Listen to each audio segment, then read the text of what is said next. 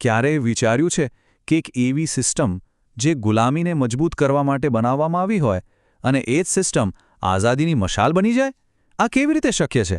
ચાલો આજે આપણે બ્રિટિશ ભારતમાં શિક્ષણની એ જ અનોખી વાર્તાને સમજીએ, એક એવી વાર્તા જેણે અજાણતા જ એક સૂતેલા રાષ્ટ્રને જગાડી દીધો. આખી વાતનો મુખ્ય સવાલ એ જ છે કે કારકુનો બનાવવાની ફેક્ટરીમાંથી ક્રાંતિકારીઓ કેવી રીતે પેદા થયા? અંગ્રેજોનો પ્લાન તો પોતાના શાસન માટે વફાદાર બાબુઓ તૈયાર કરવાનો હતો, પણ એ જ પ્લાનમાંથી આઝાદીના લડવૈયાઓ બહાર આવ્યા. આ જે વિરોધાભાસ છે જેણે ભારતના ઇતિહાસને એક નવો વળાંક આપ્યો. તો ચલો શરૂઆતથી શરૂ કરીએ. 19મી સદીની શરૂઆતનો સમય. અંગ્રેજોએ ભારતીય શિક્ષણમાં રસ લેવાનું શરૂ કર્યું, પણ એ કોઈ ભલાઈનું કામ નહોતું. એમનો હેતુ જ્ઞાન ફેલાવવાનો બિલકુલ નહોતો. એમના મગજમાં તો એક જ વાત હતી: પોતાનું સામ્રાજ્ય, પોતાનું શાસન કેવી રીતે મજબૂત કરવું. આ બધું એકદમ પાકી ગણતરી સાથે થતું હતું, કોઈ દયા ભાવનાથી નહીં. એમનું મુખ્ય લક્ષ્ય એકદમ સ્પષ્ટ હતું.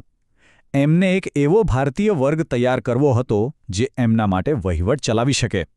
સમજો કે એમને સસ્તા અને વફાદાર કર્મચારીઓ જોઈતા હતા. એવા લોકો જે અંગ્રેજી સમજી શકે, એમના કાગળિયા સંભાળી શકે અને ચૂપચાપ એમના આદેશોનું પાલન કરે. બસ આનાથી વિશેષ કંઈ નહીં. અને આ આખા મોટા પરિવર્તનની બ્લૂપ્રિન્ટ બે મુખ્ય દસ્તાવેજોમાં છુપાયેલી હતી. આ એવા બે દસ્તાવેજો હતા જેણે, સાચું કહીએ તો, ભારતીય શિક્ષણની આખી દિશા જ બદલી નાખી. જુઓ, પહેલાં આવ્યું 1835માં મેકોલેનું મિનિટ. એણે એક દિશા નક્કી કરી, એક પાયો નાખ્યો. અને પછી લગભગ 20 વર્ષ પછી 1854માં આવ્યો વુડનો ખરીતો. એણે એ પાયા પર એક આખી ઇમારત ઊભી કરી દીધી. એટલે કે એકે વિચાર આપ્યો અને બીજાએ એને હકીકતમાં ફેરવી નાખ્યો. તો આ મેકોલેનો મિનિટ હતું શું? સાવ સરળ ભાષામાં કહીએ તો એનો એક જ મતલબ હતો: ભારતની પરંપરાગત શિક્ષણ પ્રણાલી, સંસ્કૃત અને ફારસી જેવી ભાષાઓને બાજુ પર મૂકો અને બધી જ જગ્યાએ અંગ્રેજી અને પશ્ચિમી જ્ઞાનને પ્રાથમિકતા આપો. આ કોઈ નાનોસૂનો ફેરફાર નહોતો. આ એક એવો નિર્ણય હતો જેની અસર આપણા સમાજ પર ખૂબ જ ઊંડી અને લાંબા સમય સુધી રહી. હવે વાત કરીએ વુડના ખરીતાની. એને તો ભારતીય શિક્ષણનો મેગ્ના કાર્ટા કહેવામાં આવે છે. કેમ? કારણ કે એણે પહેલીવાર એક આખું સ્ટ્રક્ચર તૈયાર કર્યું. પ્રાઇમરી સ્કૂલથી લઈને યુનિવર્સિટી સુધીનું એક વ્યવસ્થિત માળખું. અને હા, આપણી જે જાણીતી યુનિવર્સિટીઓ છે, કલકત્તા, બોમ્બે, મદ્રાસ, એ બધાનો પાયો આ જ દસ્તાવેજને કારણે નંખાયો હતો. પણ હવે અહીંથી વાર્તામાં એક જોરદાર ટ્વિસ્ટ આવે છે. અંગ્રેજોએ જે શિક્ષણ પોતાના ફાયદા માટે શરૂ કર્યું હતું, એ શિક્ષણ ભારતીયો માટે એક નવી બારી ખોલી રહ્યું હતું. આ નવી પેઢી પશ્ચિમી વિચારો જેમ કે સ્વતંત્રતા, સમાનતા અને તર્કના સંપર્કમાં આવી.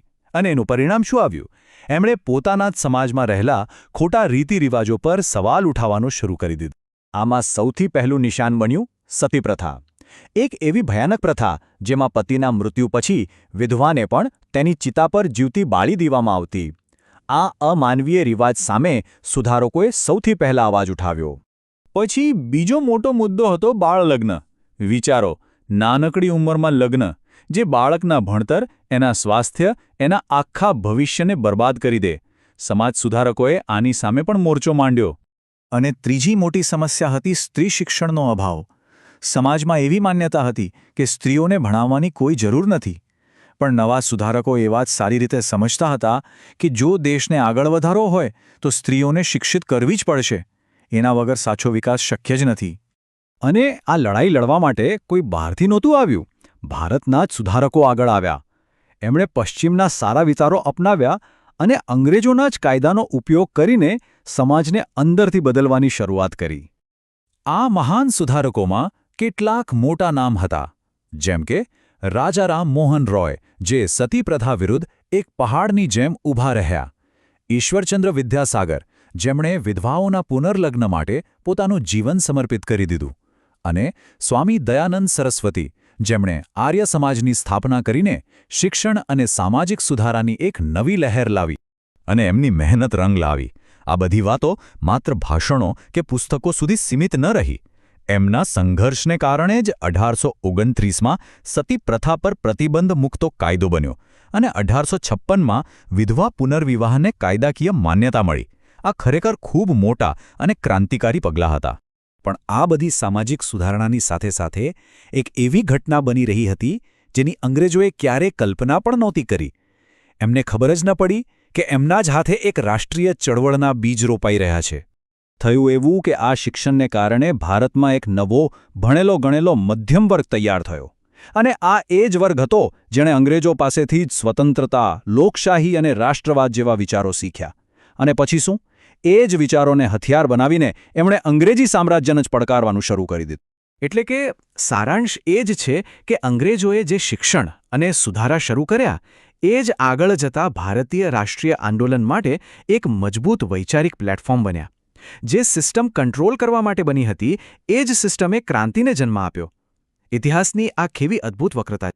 તો અંતે સવાલ એ જ રહે છે, બ્રિટિશ શિક્ષણને આપણે શું કહીશું?